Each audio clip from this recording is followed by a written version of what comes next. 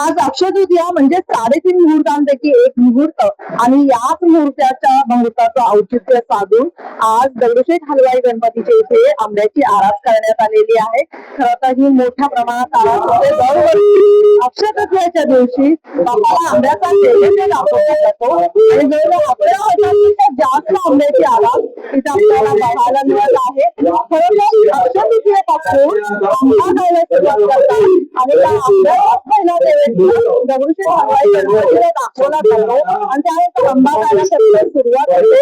याच निमित्ताने दरवर्षी दगडूशेठ हलवाई गणपती अनेक भाविक अक्षय तृतीयाच्या निमित्ताने दर्शन घ्यायला येतात. तुम्ही हे बघू शकत असाल अनेक भाविकांनी इथे मोठ्या प्रमाणात गर्दी केलेली आहे आणि बाप्पांचं दर्शन घेण्यासाठी प्रत्येक जण इथे येत आहे.